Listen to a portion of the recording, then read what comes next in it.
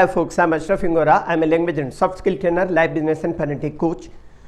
Ashraf the mover and shaker में आज हम व्यक्तित्व क्या है, पर्सनालिटी क्या है, 4 तरह की पर्सनालिटी मेनली होती है, उसके अलावा भी और हो सकती हैं।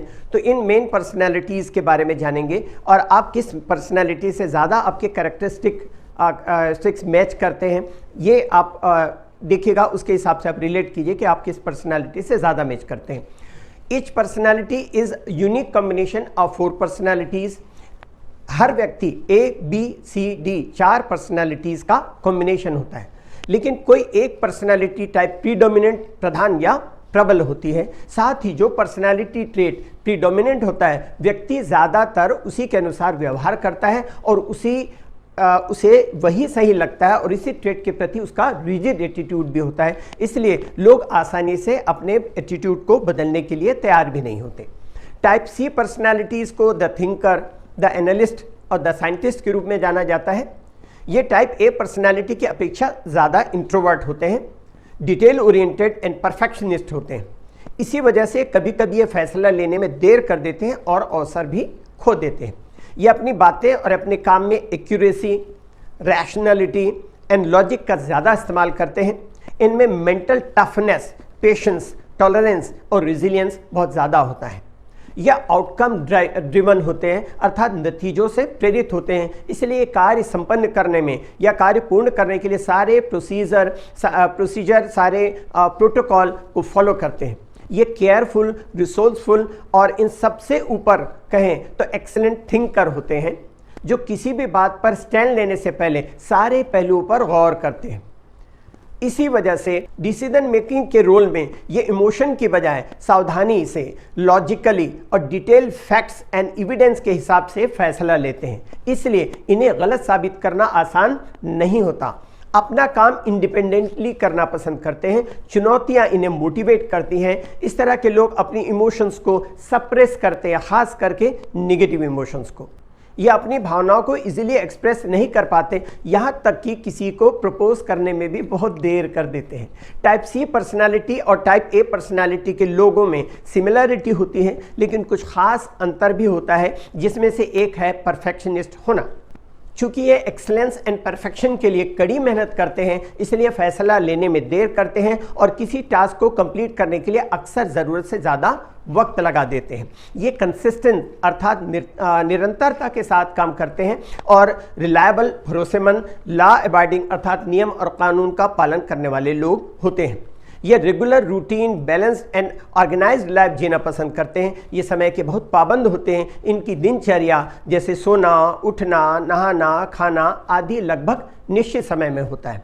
इस तरह के लोग ज़्यादातर इंट्रोवर्ट होते हैं और लोगों के साथ मीनिंगफुल कन्वर्सेशन करना पसंद करते हैं। ये ज़बान के पक्के, भरोसेमंद और सेंसिटिव या संवेदनशील होते हैं और अपनी तरफ से जितना हो सके लोगों की मदद करने के लिए तत्पर रहते हैं और अपनी ज़रूरत को पूरा करने के बजाय दूसरों की ज़रूरत को पूरा करने के लिए अपनी पूरी शक्ति लगा देते हैं, जिसकी वजह से ये कभी कभी खुद को तकलीफ में डाल देते हैं या खुद तकलीफ में पड़ जाते हैं।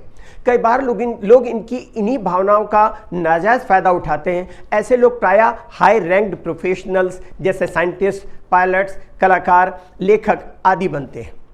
ये इंटेलेक्चुअल होते हैं जिनमें आउट ऑफ द बॉक्स सोचने की, कुछ यूनिक एंड मीनिंगफुल क्रिएट करने की योग्यता होती है। ये अपने काम में एक्सट्रीमली फोकस्ड होते हैं और इन्हें डिस्ट्रैक्ट करना आसान नहीं होता। अब टाइप C पर्सनालिटी के स्ट्रेंथ जो है उनको शॉर्ट में देखिएगा। Accuracy, creative, dependable, imaginative, independable, detail oriented, follow through, plays by the rule, organised, intelligent, analytical, critical thinker, quality control and thoughtful. इनकी वीकनेसेस हैं worry about progress, can appear unsocial, क्योंकि वो focused होते हैं, ज़्यादातर लोगों से मिलते जुलते बहुत ज़्यादा नहीं, तो लोगों को ये महसूस होता है कि ये अनसोशल हैं। Critical behaviour, likes to do things their own way, अपनी तरह से कार्य करना पसंद करते हैं। Detached behaviour, sceptical, disbelieving, may never have personal expectations met, disengagement, ये इनकी कुछ वीकनेसेस हुई।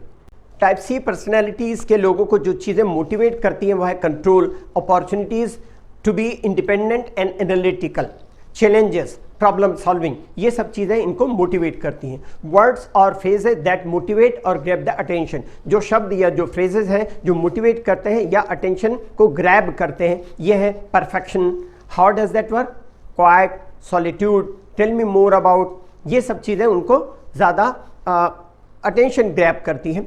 टर्न्स ऑफ डिसलाइक्स या फियर, इनके क्या है ये देख लें। Uncontrolled emotions, irritational acts, indecision, people who are self centred और सेल्फ एग्रेंडाइजमेंट या एग्रेंडिजमेंट, दोनों प्रोनाउंसिएशन है इसके। आत्म प्रशंसा या आत्म अधिमूल्यन, जिसको अपने आप का मूल्य ज़्यादा, वैल्यू ज़्यादा मान के चलते हैं, ये इसका अर्थ निकलता है। Loss of control, being subject to control or supervision by people that don't trust or respect, distractions or distracting people, ये सब चीज़ें हैं जो उनको डिसलाइक है। जॉब ऐसे लोगों को जो पसंद है या जो कर सकते हैं, जिसमें बेहतर कर सकते हैं, उस तरह के जॉब है। Forecaster, trouble shooter, critic, investigator, जैसा पुलिस है, क्रिमिनल सीन्स है, प्राइवेट इन्वेस्टिगेटर है, इस तरह। Engineer, research scientist, data analyst, pilot, artist, musician, inventor. इसलिए अपनी पर्सनालिटी में इंप्रूवमेंट पर, मैंने सभी में यही चीज़ कहा है, तो अपनी पर्सनालिटी में इंप्रूवमेंट पर फोकस करें, अपनी स्ट्रेंथ पर फोकस करें, अपनी कमजोरियों को पहचानें और उन कमजोरियों को दूर करने की कोशिश करें। अगर कुछ कमियां हैं जिन्हें दूर नहीं किया जा सकता, तो आप जैसे हैं वैसे ही खुद को स्वीकार करें, because self acceptance is more important than improvement. Your behavior is not set in stone, ध्यान रखेंगे, your behavior is not set in stone, you can change how you act or react in certain situations। अपने इसके पहले की videos में भी मैंने कहा है और इस वीडियो में भी मैं यही कह रहा हूं कि जो 4 स्टेप्स हैं, मेरे चारों वीडियोस को देखिएगा 1 by 1 और उसके बाद उसमें से रिलेट करने की कोशिश करें कि आप किस पर्सनालिटी टाइप में आते हैं। पहली स्टेप है, चारों videos personality type A, B, C, D ये देखें और उसमें trait, strength, weakness, physical and mental health और उसके अलावा वर्क प्लेस के बारे में जानकारी हासिल कीजिए। दूसरी स्टेप है, इन पर्सनालिटी टाइप के साथ अपने खुद के कैरेक्टरिस्टिक को मैच करने की कोशिश करें। स्टेप 3 है, कोई 1 या 2 पर्सनालिटी टाइप में से शॉर्टलिस्ट करें कि आप किससे ज़्यादा रिलेट करते हैं। चौथी स्टेप है, अगर आपके स्वभाव में के मैक्सिमम कैरेक्टरिस्टिक्स टाइप ए से ए पर्सनालिटी टाइप से मैच करते हैं, इसका मतलब है आप टाइप ए पर्सनालिटी में आते हैं। दूसरी तरफ अगर ज़्यादातर गुण या ज़्यादातर कैरेक्टरिस्टिक्स आपके टाइप बी से मैच करते हैं और टाइप ए से कम, तो आप B+A हो सकते हैं। ज़्यादातर कैरेक्टरिस्टिक्स आपके टाइप सी से मैच करते हैं और कुछ कैरेक्टरिस्टिक्स टाइप आपके ए से मैच करते हैं, तो आप टाइप C+A हो सकते हैं। इंग्लिश के लिए आप मेरे channel English breakfast with Ashraf and soft skill के लिए Ashraf the mover and shaker को लाइक, शेयर एंड सब्सक्राइब करें। कमेंट सेक्शन में कमेंट करें, बेल आइकॉन प्रेस करें और मेरी बुक जरूर पढ़ें। Thanks for watching.